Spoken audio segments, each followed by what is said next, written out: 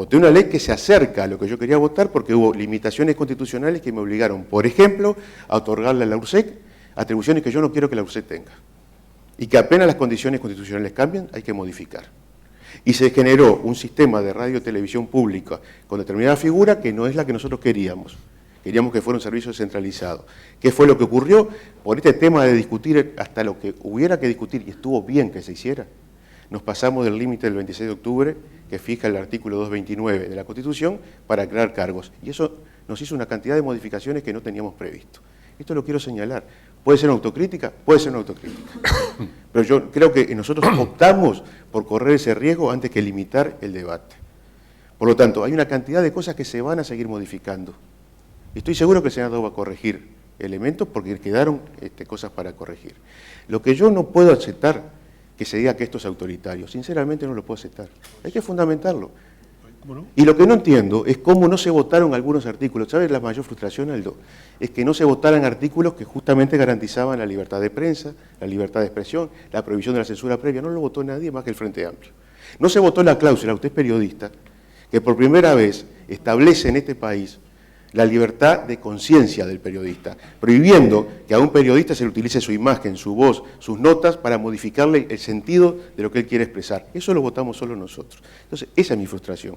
No haber logrado convencer a gente honestísima y que trabajamos muy bien, como son los integrantes de nuestra comisión y a los demás partidos, para que votaran por lo menos una parte de la ley. Pero cada uno se ubica legítimamente en sus posiciones y yo no lo voy a juzgar. Simplemente quiero señalar algo con relación a la pregunta específica. Esta ley no prohíbe la convergencia tecnológica, no la prohíbe. Y le establece también limitaciones a Antel. Antel no puede, por ejemplo, tener televisión abierta o satelital. Y la IPTV, que es en realidad el centro del debate, que no se menciona, pero está ahí, porque esto fue otra particularidad del debate de esta ley. Siempre me quedó la sensación, a nivel político, no de las organizaciones que nos visitaron, que los verdaderos centros nunca se discutieron. Se discutieron temas de libertad, de esto, pero los verdaderos centros que la ley... ¿Y cuál es ese verdadero centro? Por ejemplo, la regulación del sistema, la transmisión por IPTV, que es el futuro, algunos derechos, como por ejemplo los monopolios y los oligopolios que esta ley prohíbe, la concentración de propiedades cruzadas, eso nunca se debatió, nunca nadie lo discutió. Entonces me parece que ese era el verdadero centro. Pero digo, no sé por qué no se incluyó Internet. Es una falta que tenemos y lo admitimos. Ahora, nadie propuso una sola alternativa porque no hay, ¿verdad? Entonces, si no hay una alternativa para la Internet, ¿por qué se nos acusa que no existe? Nosotros regulamos, aún contra la opinión del presidente de la República, que la dijo en los últimos días, dicho sea de paso, regulamos lo que hoy podíamos regular. Dentro de 5 años, 10 años, como dice el presidente, capaz que queda desactualizada, será obligación del Senado, de los diputados, legislar para esa realidad. Pero hoy estamos legislando sobre lo que podemos, porque la opción, y nadie lo dice tampoco, era la ley del año 77, que es lo que está vigente. 35 años, 36 años pasaron, una revolución tecnológica en materia de servicio de comunicación, y parece que el marco jurídico que teníamos era el adecuado. Yo no lo entiendo muy bien, pero no importa. Insisto, se va a seguir trabajando, esto no prohíbe la convergencia tecnológica y me parece que hay que hacer una lectura más detallada de esos artículos. El tiempo se nos va, ¿eh? Una breve acotación. Sí.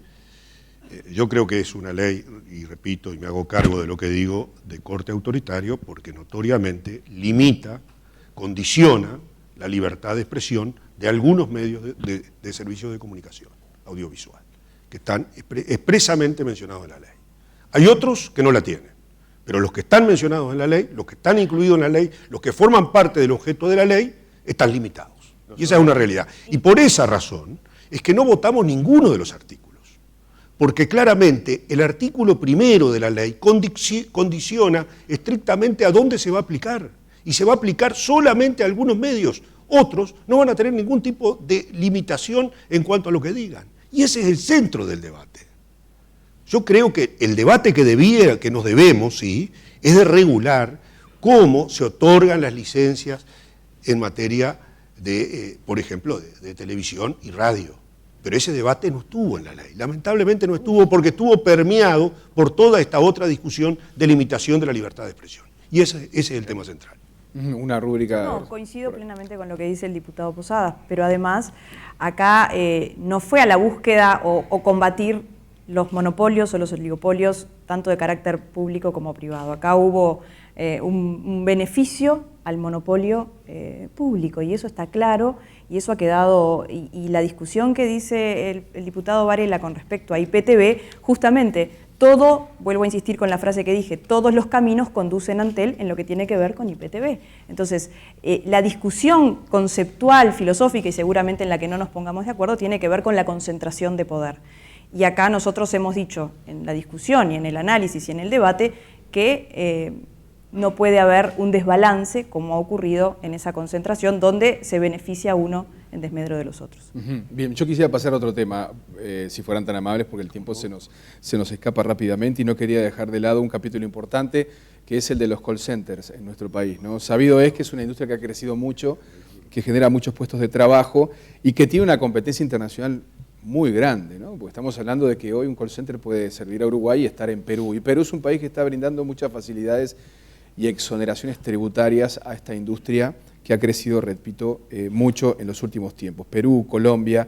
¿Ustedes consideran posible que se tomen acciones similares en materia de exoneraciones tributarias? Por ejemplo, ¿no? Por ejemplo, o por ahí participación del Ministerio de Trabajo que permita a las empresas tener otro nivel de competencia a nivel internacional. Eso por un lado se los planteo. Y por otro lado, la reformulación de la Ley de Empleo Juvenil de forma tal que pueda tener un impacto más directo en el sector de los call centers. Quisiera un minuto de cada uno de ustedes, si les parece, ¿no? ¿Quiere arrancar usted o Varela, que siempre cierra? Sí. Yo justamente me parecía lo adecuado. Pero... A ver, sí, yo creo que hay que tomar en cuenta que los servicios están jugando un papel extraordinario en la economía y en el desarrollo del país. Los call centers están llamados a jugar un papel importante, lo vemos ya en el Uruguay, pero lo vemos en el mundo.